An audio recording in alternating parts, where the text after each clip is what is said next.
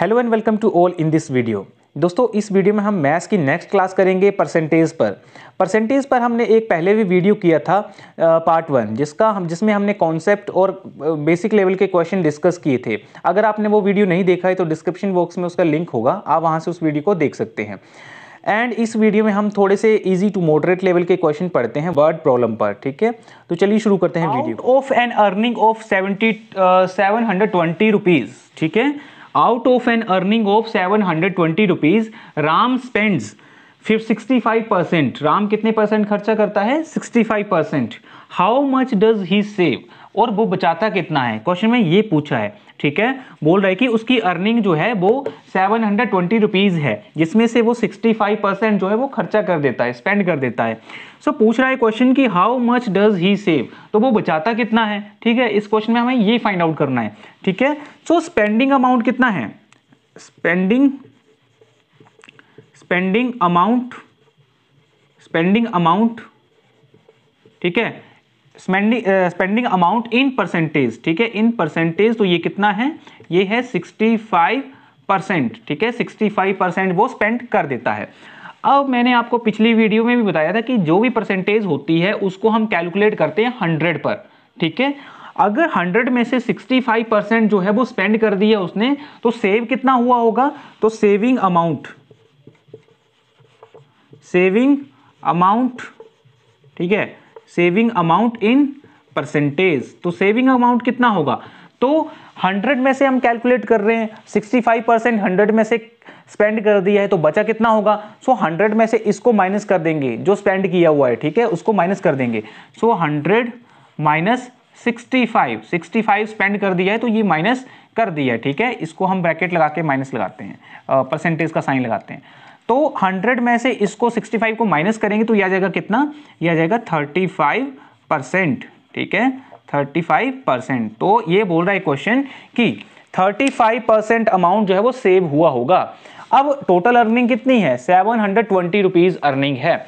तो 720 रुपीज में से 65% तो खर्च कर दिया था और बचा कितना था? 35% बच गया था। सो 35% जो होगा इसका 720 रुपीज का, वो अमाउंट सेव हुआ होगा। तो हम निकाल लेते हैं अमाउंट भी, ठीक है। ये परसेंटेज में अमाउंट है, अगर नंबर में निकालना हो तो उसको भी निकाल लेते हैं, ठीक है।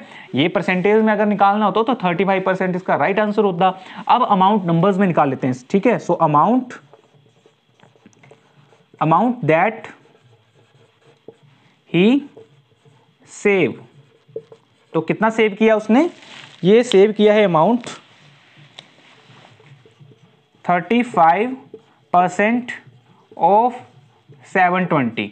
टोटल अर्निंग जो है उसका 35%, ठीक है। सो 35 को आप चेंज करेंगे तो ये आ जाएगा कितना? 100, है ना, इंटू 720। तो 0 से 0 कैंसिल आउट, एंड यहां पर आप देखेंगे तो 36 टू जा 72 होता है, एंड 5 टू जा 10 होता है। तो 5 1 जा 5 और 5 7 जा 35।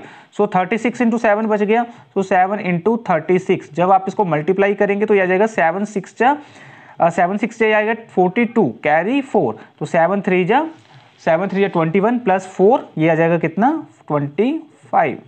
सो 252 रुपीज जो है उसने सेव किए होंगे, ठीक है। सो राम ने कितना अमाउंट जो है वो सेव किया है? वो किया है 252 रुपीज। अगर परसेंटेज में पूछा हो तो 35% इसका राइट आंसर होगा, ठीक है।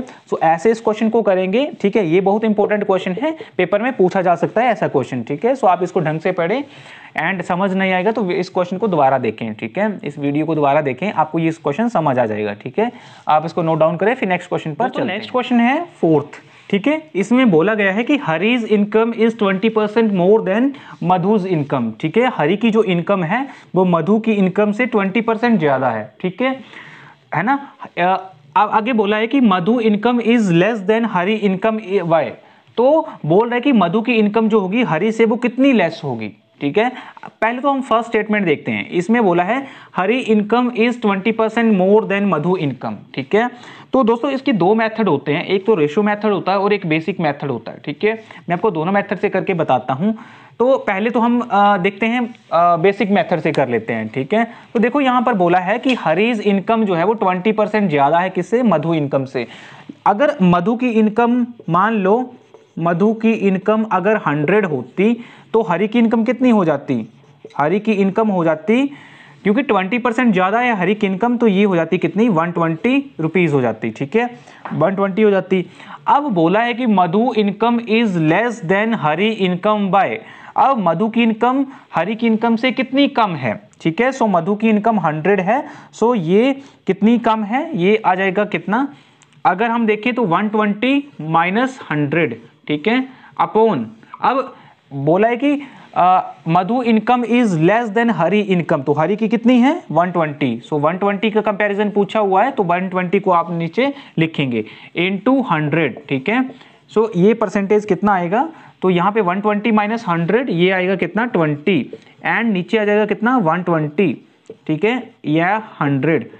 अब जब आप इसको कैंसिल आउट करेंगे तो ये 1 0 से 0 कैंसिल आउट, 2 1 जा 2 एंड 2 6 जा 12 होता है, ठीक है। तो ये आ गया कितना 1/6 इंटू 100, 100 तो परसेंटेज के लिए काउंट हो जाएगा, 1/6 आपके पास बचा। सो 1/6 जो होता है, अगर इसको हम मिक्स फ्रैक्शन में लिखेंगे तो ये बन जाता है कितना, अगर हम इसको कंप्लीट को मिक्स फ्रैक्शन में लिखेंगे तो ये बन जाता है 16 का 2/3 परसेंटेज, ठीक है। सो ऐसे हम इस बेसिक मेथड से इस क्वेश्चन को करेंगे, है ना, जिसका यहाँ पे देखो Madhu income is less than Hari income, और जिसके कंपैरिजन में पूछा है, हरी के कंपैरिजन में पूछा है, तो हरी का जो अमाउंट होगा उसको डिनोमिनेटर में भी लिखेंगे और हरी के अमाउंट को मधु के अमाउंट से लेस कर देंगे, तो ये आंसर आएगा कितना, इसके कैलकुलेशंस के बाद ये आएगा 16 का 2/3%। तो इसका मतलब ये हुआ कि मधु की इनकम हरी की इनकम से 16 का 2/3% कम होगी, ठीक है। सो इसका मतलब ये हुआ क्वेश्चन का।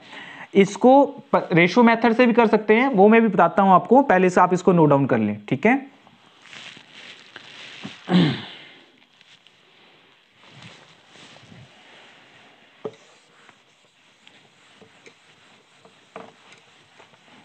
अगर दोस्तों इसी क्वेश्चन को अगर आपने रेशो मेथड से करना होता, ठीक है, पहले हमने बेसिक मेथड से किया, अगर इसी मेथड को आपने रेशो मेथड से करना होता तब कैसे करते, ठीक है। रेशो मेथड देखो 20% दिया हुआ आपके पास 20%, तो 20% की जो फ्रैक्शन वैल्यू होती है दोस्तों वो होती है 1/5, ठीक है।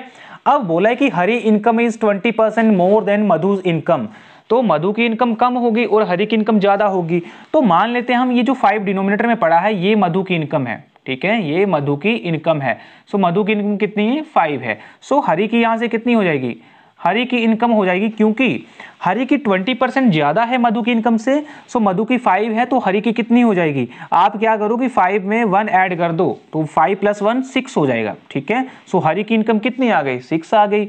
अब आपको बोला था कि Madhu income is less than Hari income, so Madhu की इनकम कितनी कम होगी हरी की इनकम से, तो ये आ जाएगा आपके पास, देखो यहां पर हरी की इनकम से मधु की इनकम को माइनस करेंगे, ठीक है। सो ये आ जाएगा कितना, सो ये परसेंटेज निकल के आएगा, आप क्या करोगे 6 - 5 कर दोगे, ठीक है, क्योंकि हरी की इनकम से मधु की इनकम को माइनस कर दोगे, और साथ में क्या करोगे, और साथ में आप डिवीजन कर दोगे मधु हरी की इनकम का, ठीक है, हरी की इनकम है 6, ठीक है। सो आप डिवीजन कर दोगे हरी की इनकम का और 100 यहां पर मल्टीप्लाई हो जाएगा, ठीक है। सो क्योंकि हरी का कंपैरिजन पूछा हुआ ना कि मधु की इनकम जो है वो हरी से कितनी कम है, सो उसका कंपैरिजन, जिसका कंपैरिजन कर रहे हैं, जिससे कंपैरिजन कर रहे हैं उसको हम डिनोमिनेटर में लिख देते हैं, ठीक है। तो आप इसको सॉल्व करेंगे तो 6 - 5 1 आएगा और नीचे 6 × 100। अब जैसे हमने बेसिक क्वेश्चन से किया था बेसिक मेथड से, सो बेसिक मेथड की तरह हमें लास्ट में ये चीज मिल गई है, जब आप इसको सॉल्व करेंगे कंप्लीट तो ये आ जाएगा कितना 16 का 2/3%, ठीक है। सो इतनी कम होगी मधु की इनकम हरी से, ठीक है, हरी की मधु की इनकम हरी से 16 का 2/3% जो है वो कम होगी, ठीक है। सो आप इसको नोट डाउन करें, ठीक है। ये दो मेथड मैंने आपको बताए, आपको जो भी मेथड अच्छा लगेगा आप उसको कर लें, ठीक है।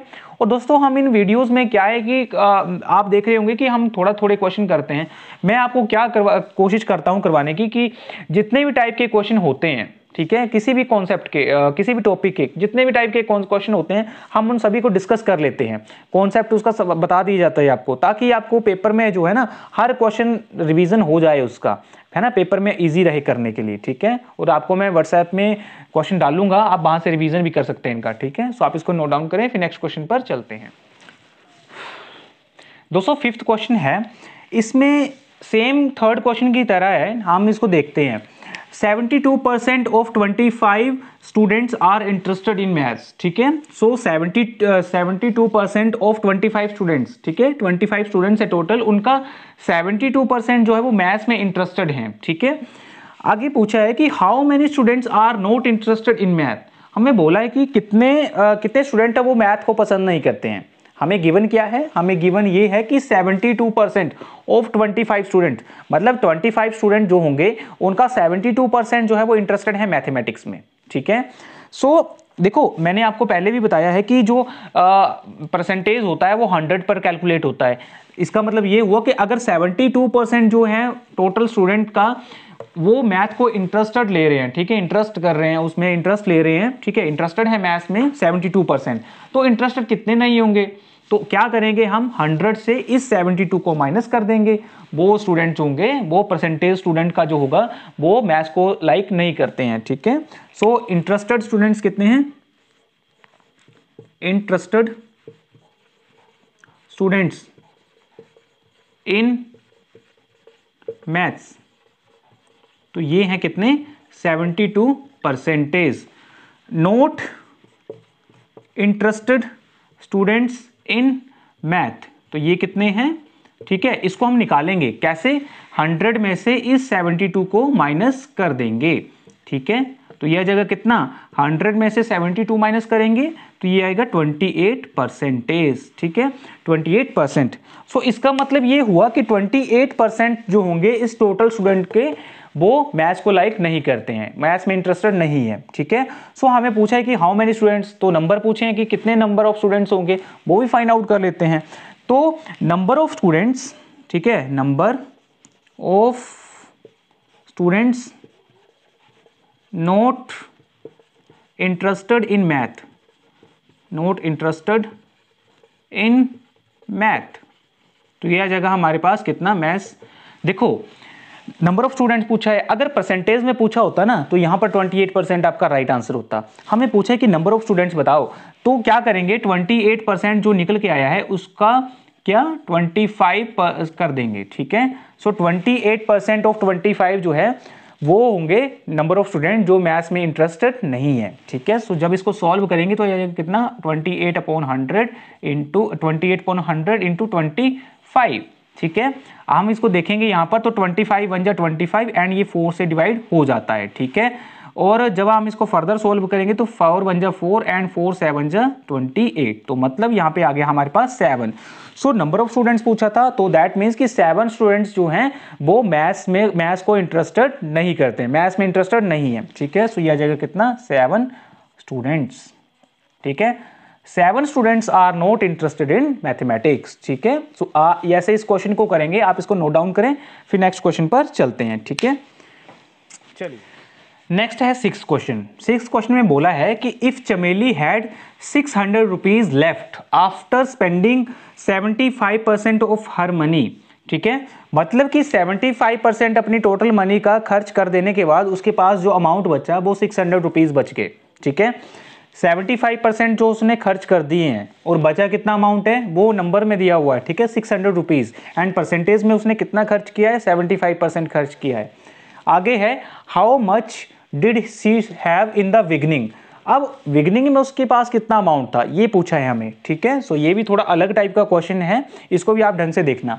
देखो चमेली के पास 600 रुपीज बचे, है ना, खर्च करने के बाद खर्च उसने कितना किया है 75% किया है खर्च, तो बचे कितने होंगे परसेंटेज में, ठीक है, वो हम निकाल सकते हैं कैसे, 100 से माइनस करके, 100 से हम माइनस कर देते हैं 75% को, ठीक है, क्योंकि हम परसेंटेज को हमेशा 100 से कैलकुलेट करते हैं। सो 75% जो है वो खर्चा कर दिया है चमेली ने, तो बचा कितना होगा, सो 100 से अगर हम जो खर्चा किया उसको माइनस कर देंगे, है ना, 75% को माइनस कर देंगे तो हमारे पास सेविंग परसेंटेज बच जाएगी, ठीक है। तो इसको लिखेंगे कैसे, तो स्पेंडिंग अमाउंट कितना है परसेंटेज में 75% है, ठीक है। सो से लेफ्ट कितना बचा कितना होगा,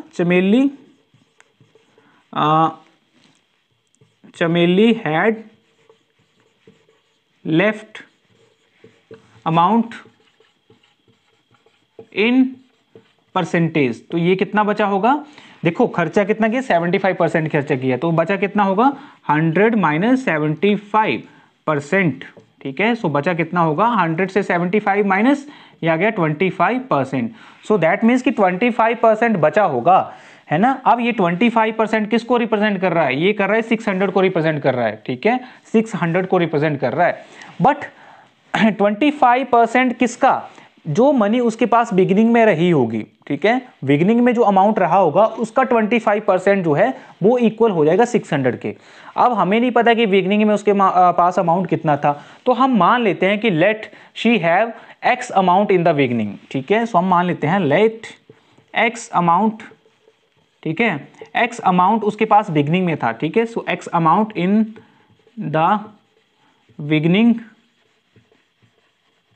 शी हैव, ठीक है, शी हैव या हैड, ठीक है।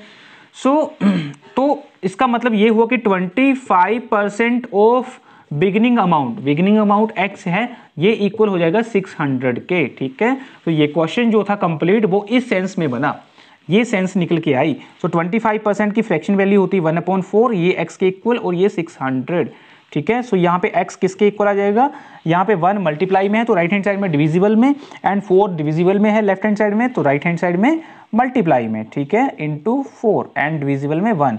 तो यह आ जाएगा x की वैल्यू कितनी आएगी 600 इंटू 4, ये आ जाएगा 2400, ठीक है।